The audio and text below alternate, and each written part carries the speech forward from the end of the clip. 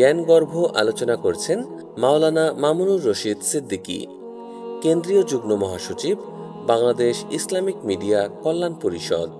হুজুরের mobile number 01712773951। This is the document of the Holy Quran. Quranul Karimের 61 number সূরা, সূরার নাম সূরা সফ।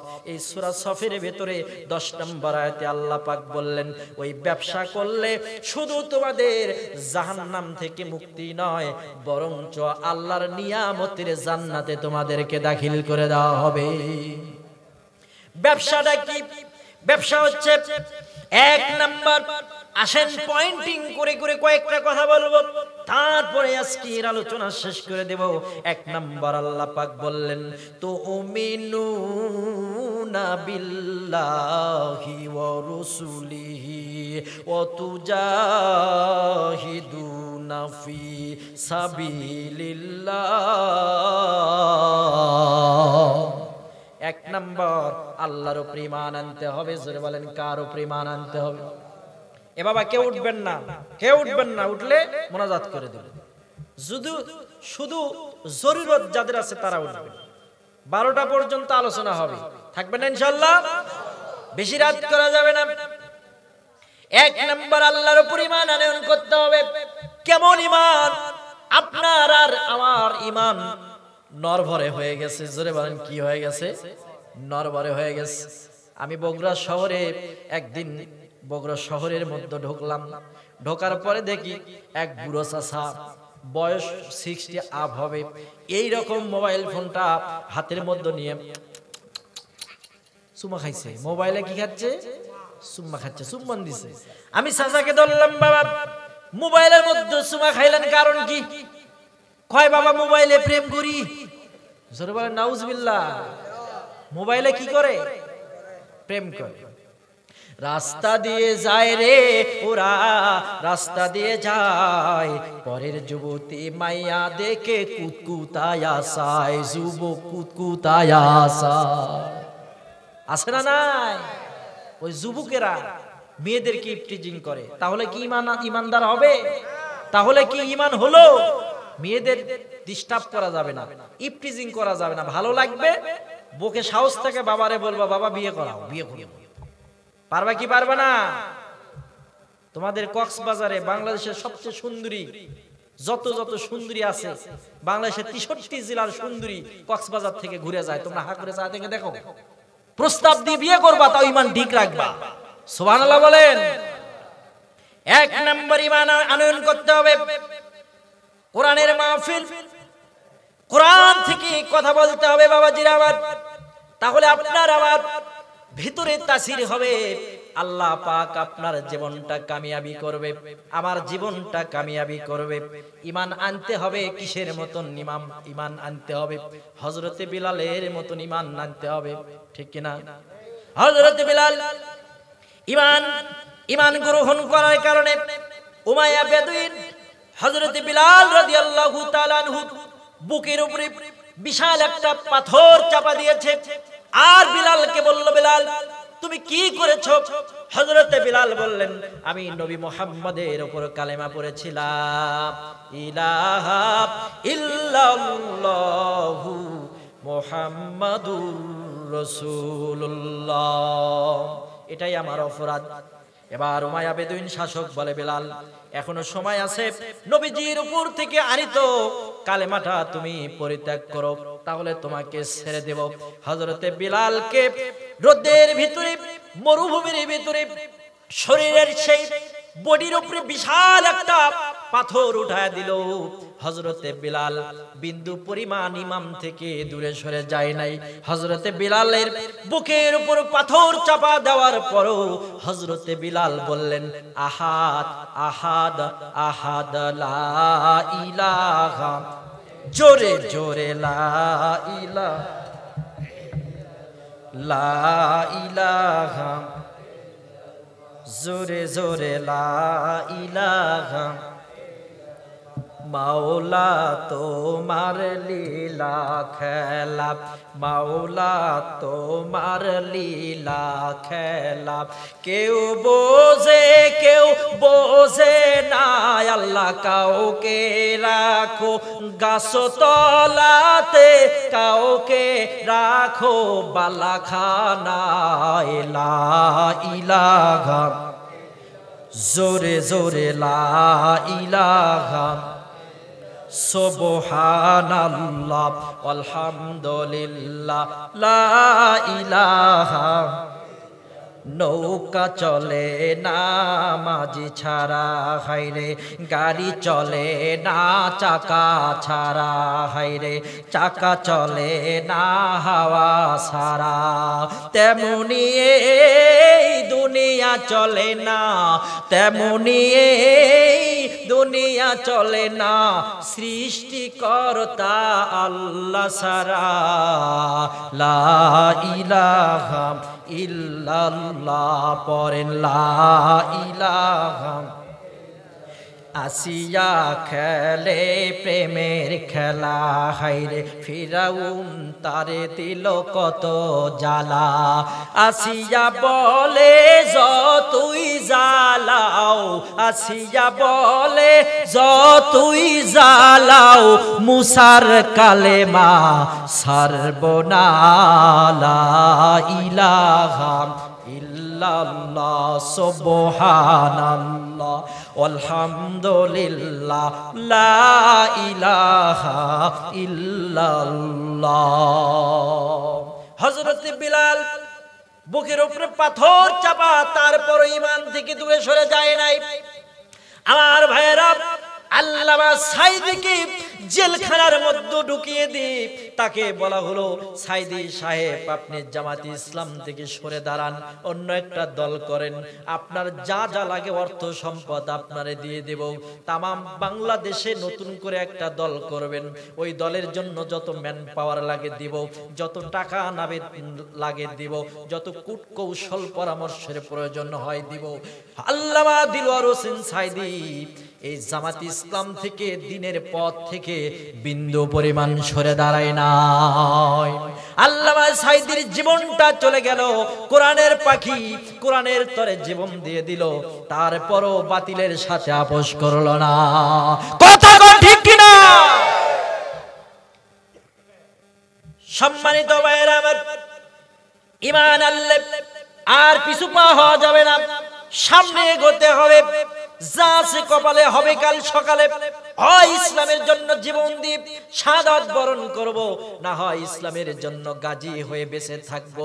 হিজরা মার্কা মুসলমান কখনো হওয়া যাবে না। জোরে কোন ঠিক কিনা? ওই 1971 সালে ওই হিন্দুদেরকে যখন পাকিস্তানিরা ধরতো, তখন তারা নিজেরা বাঁচার জন্য কালেমা পড়ে নিত, ঠিক কিনা? বলতো লা ইলাহা ইল্লাল্লাহু মুহাম্মাদুর। পাকিস্তানি সৈন্যবাহিনী মনে করতে তারা মুসলমান, ছেড়ে দিত, কালেমা বললে ছেড়ে দিত। আর কিছু কিছু জায়গায় যখন আওয়ামী লীগের সময় ধরতো, এই বেটা তুই কি করিস? কয় আমার 14 গোষ্ঠী আওয়ামী লীগ। জোরে কোন ঠিক কিনা? এইরকম করে পরিচয় দিত। আমারে বলতো, হুজুর সাবধানে কথা বলবেন, উপর থেকে চাপ আছে। উপর থেকে কি আছে? উপর থেকে কি আজরাইল চাপ দেয়? উপরে চাপ আছে মানে শয়তানেরা শয়তানি করার জায়গা পাও না। উপরে কিসের চাপ? কোনো চাপ নাই। এখন আর চাপ আছে? আর স্লিপ আছে? নাই। ভাইরা আমার, এই ষড়যন্ত্র মনে রাখেন, যেই ষড়যন্ত্র চললো 16 বছর 17 বছর, এই ষড়যন্ত্র আজকের নয়, এই ষড়যন্ত্র নবীর সময়ও ছিল, বহুদিনের ষড়যন্ত্র। তাহলে আপনাকে আমাকে ব্যবসা করতে হবে। ব্যবসা করলে জাহান্নামের আগুন থেকে মুক্তি পাবেন। তার 1 নম্বর, কার উপর ঈমান আনতে হবে? আল্লাহর উপর ঈমান আনতে হবে।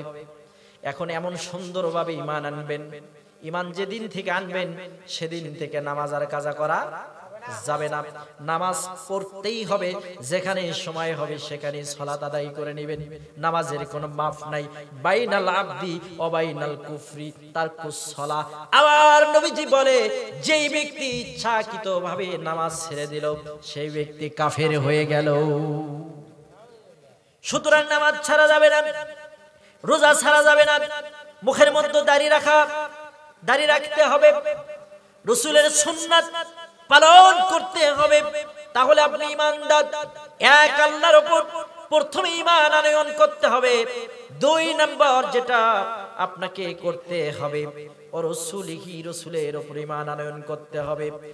আর 3 নম্বর ওয়াতুজাহিদুনা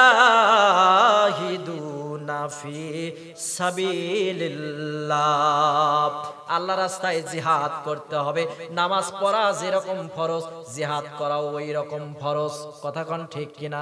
আন আকিমুস সালাতের পাশাপাশি আন আকিমুদ্দিন, দিন প্রতিষ্ঠা করা যাবে। বাংলার জমিনে দেখলে ওদের মাথায় আগুন ধরে বুঝি, বিদ্রোহী বিপ্লবী মৌলবাদী কেন জঙ্গিবাদী। কোরআন পড়লে জঙ্গিবাদী। যদি ইসলামিক বই থাকে, পুলিশ রিসার্চ করে পাইছে বই রাসূলের আদর্শ, বইয়ের নাম রাসূলের আদর্শ, চালিয়ে দেওয়া হয়েছে জঙ্গি। কক্সবাজার বিশাল বড় সন্ত্রাসী ধরা পড়ল, ফোন হলো স্যার সন্ত্রাসী ধরা পড়ছে, সবচেয়ে বড়টারে ধরছে, বলে ছেড়ে দাও। কি বলে? ওই স্যার অস্ত্র শুদ্ধ ধরছি। স্যার বলে মিয়া অস্ত্র শুদ্ধ ছেড়ে দাও। কথা বলেন ঠিক কিনা? চোরেরা থাকতো জেলখানার বাহিরে, আর আলেমেরা, কোরআনের পাখিরা, যাদের কাছে পাওয়া যেত রাসূলের আদর্শ বই, তারা জঙ্গি ট্যাগ লাগে তাদেরকে আয়না ঘরে ঢুকায় দেওয়া হতো। কথা কোন ঠিক কিনা? কি বর্বর, কি নির্মম বাংলার জমিনে ইসলাম প্রিয় কিছু ভাই, তারা কি না কষ্ট করলো রে ভাই। ওই ফিরাউনের গল্প আর বলার প্রয়োজন নাই। যারা ক্ষমতা ছেড়ে পালে গেল, তাদের দিকে তাকালে ফিরাউনের চাইতে, নমরুদের চাইতে বড় দৃষ্টান্ত বাংলার জমিন আল্লাহ দিয়ে দিয়েছে। কথা কোন ঠিক কিনা? এর চার কি দৃষ্টান্ত পাবে? ওয়াতুজাহিদুনা, জিহাদ করতে হবে। আপনার আমার মনের ভিতরে তামান্না নিতে হবে জিহাদ করা। শুনেন, তাবুকের যুদ্ধে 1 লক্ষ রোমান বাহিনী, 1 লক্ষ রোমান বাহিনীর বিরুদ্ধে আমার নবীজি 1000 সশস্ত্র ইসলামের বাহিনীকে তৈরি করলো। তাবুকের যুদ্ধে আমার নবীজি বললেন 3 জন সেনাপতির নাম, জোরে বলেন কয়জনের? 3 জন সেনাপতির নাম ঘোষণা করলেন। একজন হলো যায়েদ, 2 নম্বর জাফর বিন আবু তালেব, 3 নম্বর আব্দুল্লাহ ইবনে রাওহা। আমার নবীজি ডেকে ডেকে বলে, যায়েদ কোথায়? আইনাল যায়েদ? যায়েদ বলে, লাব্বাইকা সাদাকতা ইয়া রাসূলুল্লাহ, না হাজির। আল্লাহর নবীজি বললেন, যায়েদ যাও, তুমি বাড়িতে যাও, তোমার পরিবারের নিকট থেকে বিদায় নিয়ে চলে আসো। তার কারণ তাবুকের যুদ্ধের সময় আমার নবীজি যায়েদকে প্রথম সেনাপতির নাম ঘোষণা করেছে। জিহাদের ময়দানে নেতৃত্ব দেওয়ার জন্য কয়জন সেনাপতির প্রয়োজন? জোরে বলেন। 1 জন সেনাপতির প্রয়োজন, কিন্তু আমার নবীজি সেনাপতির নাম বললেন 3 জন। 1 নম্বরে যায়েদকে বললেন, যায়েদ যাও, বাড়িতে গিয়ে তোমার পরিবার, বিবি, বাল বাচ্চার নিকট থেকে তুমি বিয়ে করে নিয়ে আসো। এবার যায়েদ বাড়িতে না গিয়ে আমার নবীজিকে বললেন, ইয়া রাসূলুল্লাহ, ইয়া হাবিবাল্লাহ, আমার অনুমতির কোনো প্রয়োজন নাই। হযরতে আয়েশা সিদ্দিকা হলেন আমার মা, আমার অনুমতি নেওয়ার প্রয়োজন নাই। তারপর জাফর বিন আবু তালেবকে বললেন, জাফর যাও, বাড়িতে পরিচয় হয়ে আসো, বাড়ি থেকে তুমি বিদায় আদায় নিয়ে চলে আসো। হযরতে জাফর বিন আবু তালেব বাড়িতে গেলেন। যাওয়ার পর স্ত্রীকে বললেন, স্ত্রী তুমি আমার জন্য দোয়া করে দাও। তাবুকের যুদ্ধে আমার নবীজি আমার নাম 2 নম্বরে ঘোষণা করেছে, তার মানে হয়তোবা যায়েদের নাম 1 নম্বরে। যায়েদ ইসলামের জন্য জীবন দিতে পারে। তারপরে জাফর বিন আবু তালিব আমার নাম, আমিও হয়তোবা ইসলামের জন্য আমার জীবনটা দেওয়া লাগতে পারে। তারপরে আব্দুল্লাহ ইবনে রাওহা, তারও জীবনটা দেওয়া লাগতে পারে। 2 জন চলে গেলেন জাফর বিন আবু তালিব বাড়িতে গিয়ে ডাক দিলেন, প্রাণের স্ত্রীরে কই দিকে আসো। স্ত্রী আসলেন, স্ত্রীকে বললেন, প্রাণের স্ত্রীরে ইসলাম এবং বাতিলের বিরুদ্ধে একটা যুদ্ধ হবে। এই যুদ্ধে যদি মুসলমান পরাজয় বরণ করে, জমিন থেকে ইসলামের নাম নিশানা পর্যন্ত উঠে যাবে। ও স্ত্রী, ইসলামের জন্য আমার নবীজি সেনাপতি হিসেবে 2 নম্বর আমার নাম ঘোষণা করেছে, তুমি আমার জন্য দোয়া করে দাও। এবার স্ত্রী স্বামীর জন্য দোয়া করলেন। দোয়া করে আল্লাহর কাছে কেঁদে কেঁদে বলে, আল্লাহ তুমি আমার স্বামী জাফরকে তুমি যুদ্ধের ময়দান থেকে গাজী বানায়া ফেরত দিও। জোরে বলেন সুবহানাল্লাহ। হযরতে জাফর বিন আবু তালিব তরবারির উল্টা পিঠ দিয়ে স্ত্রীর হাতের মধ্যে মৃদু আঘাত করলেন। মৃদু আঘাত করার পর বললেন, প্রাণের স্ত্রী রে, এইভাবে গাজী হওয়ার জন্য দোয়া করো না, বরঞ্চ তুমি দোয়া করো, আল্লাহ আমার স্বামীকে তুমি শহীদি মৃত্যু দিয়ে জান্নাতের ভেতরে আমার সাথে দেখা করে দিও। মালিক তুমি জান্নাতে তোমার পাশে আমার একটি ঘর বানিয়ে দিও, একটি ঘর বানিয়ে দিও। সে বিভীষিকাময়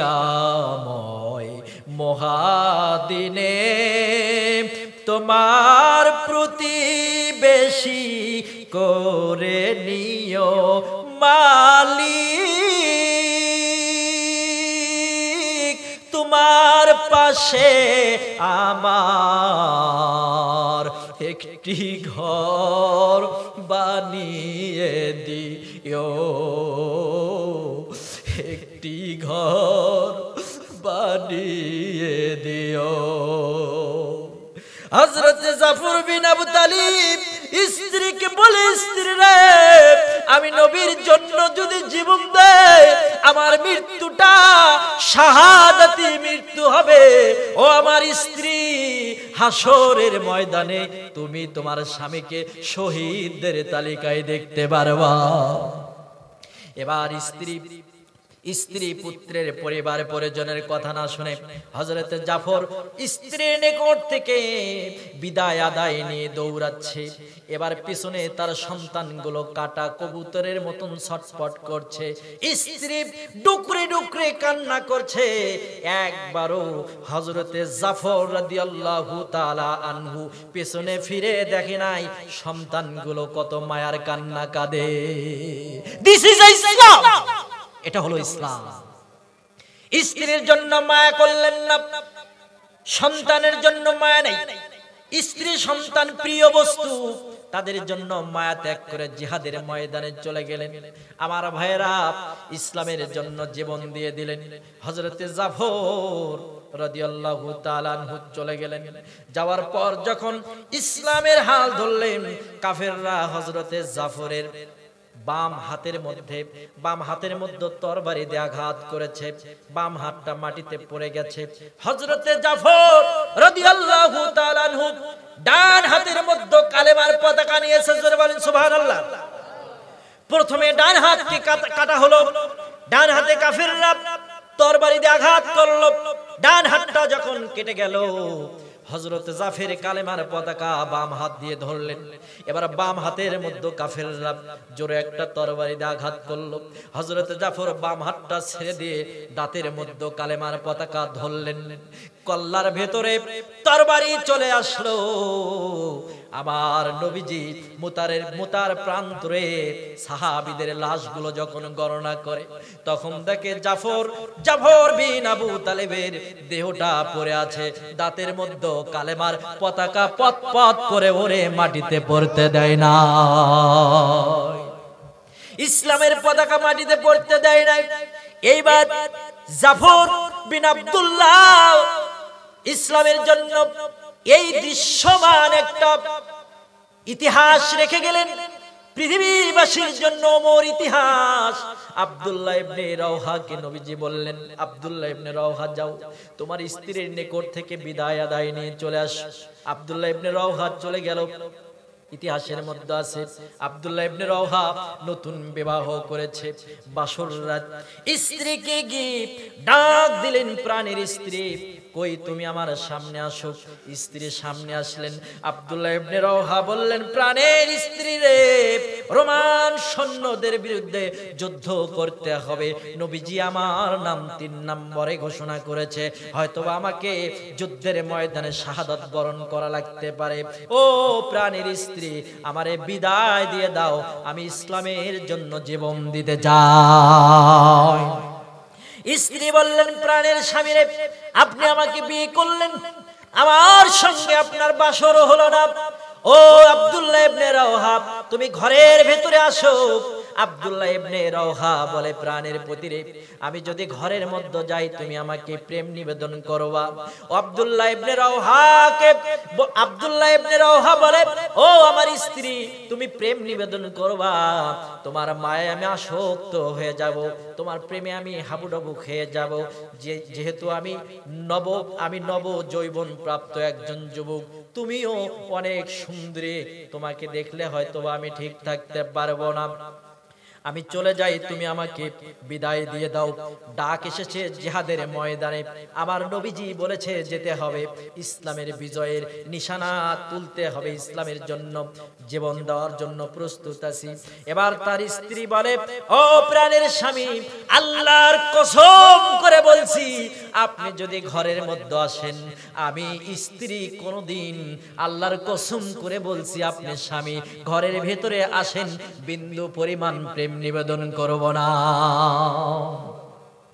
বিন্দু পরিমাণে প্রেম নিবেদন করব না, শুধুমাত্র আপনাকে নয়ন ভরে প্রাণ ভরে আপনারে দেখব, কেননা আপনার সঙ্গে আমার ঠিক মতো দেখা হয় নাই, আপনারে নয়ন ভরে প্রাণ ভরে এই জন্য দেখতে চাই। আপনি যুদ্ধের ময়দানে যা শাহাদাত বরণ করবেন, আপনি পরকালে চলে যাবেন, আমি আব্দুল্লাহ ইবনে রওহার স্ত্রী কাল হাসরের ময়দানে আপনাকে যেন চিনে নিতে পারি। জোরে জোরে বলেন সুবহানাল্লাহ। এইভাবে জিহাদ করতে হবে। ওয়াতুজাহিদুনা ফি সাবিলিল্লাহ, আল্লাহর রাস্তায় জিহাদ করতে হবে। বিআমওয়ালিকুম, তোমাদের সম্পদ দিয়ে জিহাদ করতে হবে। ওয়া আনফুসিকুম, জীবন দিয়ে জিহাদ করতে হবে। যালিকুম খায়রুল লাকুম ইন কুনতুম তা'লামুন,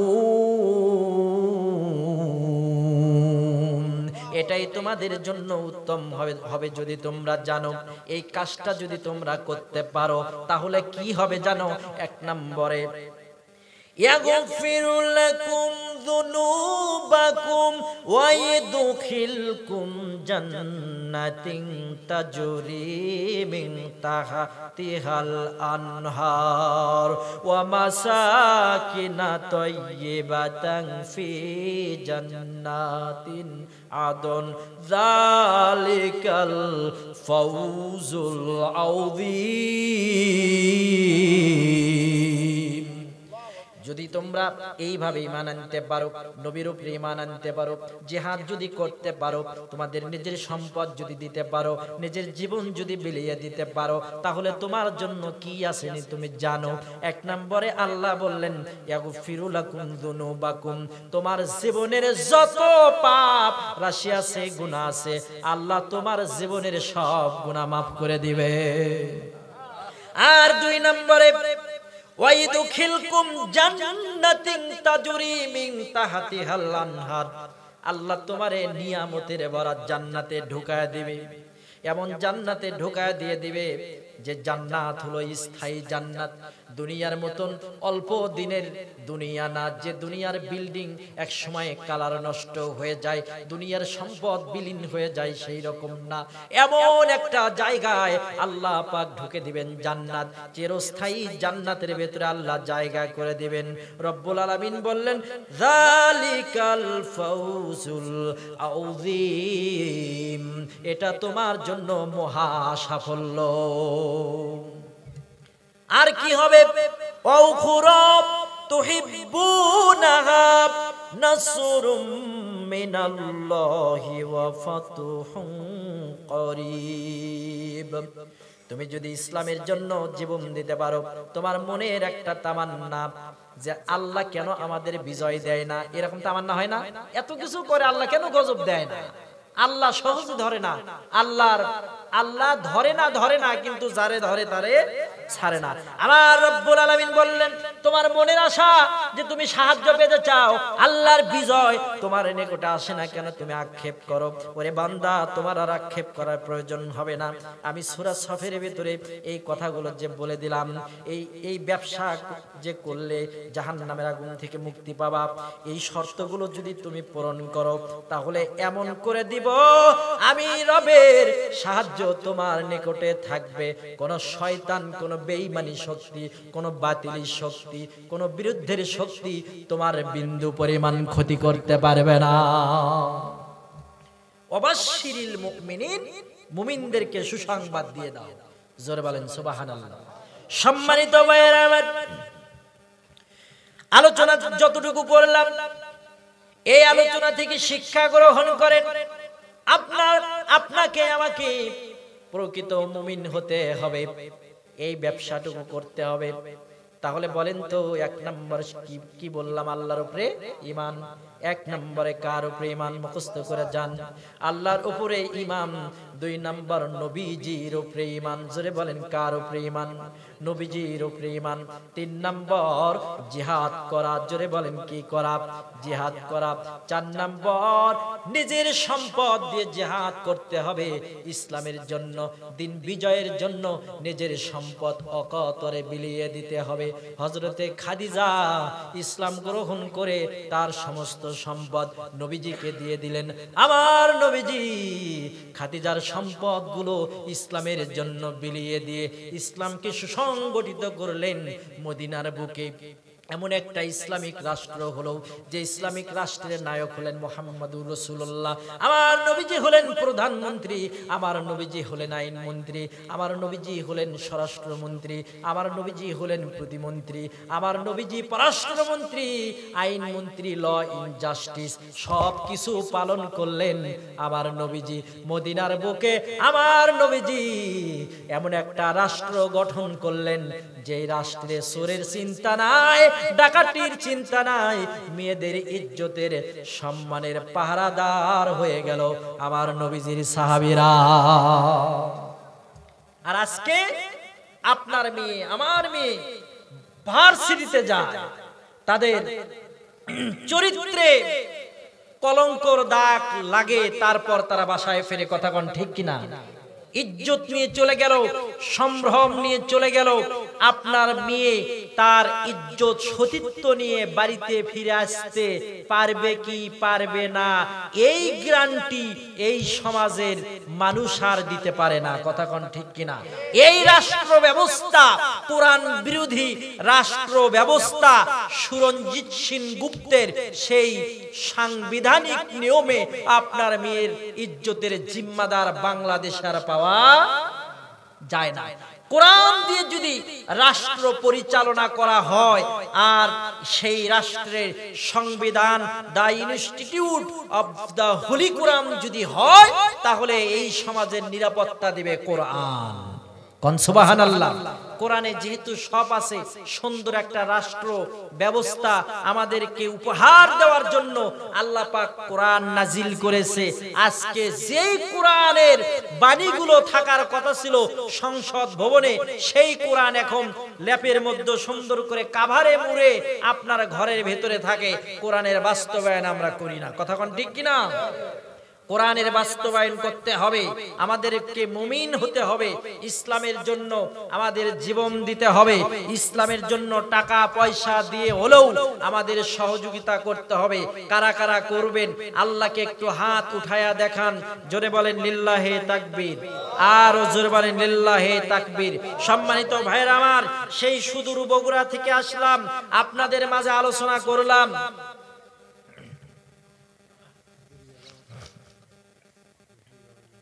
সেই বগুড়া থেকে আসলাম, আপনাদের এই প্রত্যন্ত অঞ্চলে আসলাম। আমার জন্য খাস করে আপনারা একটু দোয়া করবেন। কি আপনারা কি আমার উপরে খুশি না বেজার? আমি কিন্তু আপনাদের হাসাতে পারলাম না, বেশি কিছু দিতে পারলাম না। রাত 12টা বেজে গেছে, যতটুকু দিয়েছি কোরআন